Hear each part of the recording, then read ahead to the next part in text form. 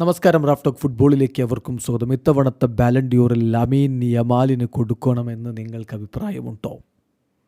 ലാമീൻ Yamal അത് നേടുമെന്ന് നിങ്ങൾ കരുതുന്നുണ്ടോ? ഓരോരുത്തർക്കും വ്യത്യസ്ത അഭിപ്രായങ്ങളുണ്ടാവും. എന്നാൽ ഷെസ്നി പറയുന്നു, ബാഴ്സലോണയുടെ ഗോൾ കീപ്പർ തന്നെ പറയുന്നു, I hope Lamine Yamal win the Ballon d'Or this season.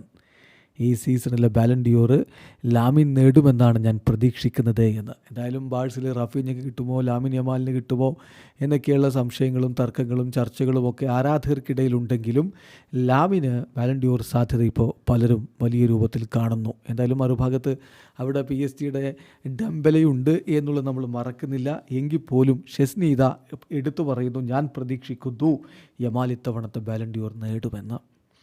ഇനി അവനെ പ്രകീർത്തിച്ചുകൊണ്ട് ലൂയിസ് സുവാരസ് പറഞ്ഞു നോക്കുക. ചാമ്പ്യൻസ് ലീഗിലെ കിരീടം ചൂടിയപ്പോൾ കൺഗ്രാജുലേഷൻസ് ചാമ്പ്യൻ, നീ വളരെ ഇമ്പ്രസീവാണ്, keep it up, so you can win എന്നാണ് അവനോട് ലൂയിസ് സുവാരസിന് പറയാനുള്ളത്. ജോഡി ആൽബ പറഞ്ഞതോ? ജോഡി ആൽബ അവനെക്കുറിച്ച് പറഞ്ഞത് മാർക്ക റിപ്പോർട്ട് ചെയ്യുന്നുണ്ട്. 15-ാമത്തെ വയസ്സിൽ ഞങ്ങളോടൊപ്പം ബാഴ്സയിൽ അരങ്ങേറ്റം കുറിച്ചവനാണ് അവൻ. ഞാൻ ഓർക്കുന്നത് ശരിയാണെങ്കിൽ ബെറ്റിസിനെതിരെയായിരുന്നു അരങ്ങേറ്റം. അന്ന് തന്നെ ഓൾറെഡി അവനൊരു ഡിഫറെൻറ്റ് പ്ലെയർ എന്ന രൂപത്തിൽ ഞങ്ങൾക്കൊക്കെ തോന്നിയിരുന്നു. സത്യമാണത്. അവൻ്റെ ഫിസിക്കാലിറ്റി കഴിഞ്ഞ 2 വർഷങ്ങൾക്കിടയിൽ മാറിയിട്ടുണ്ട്.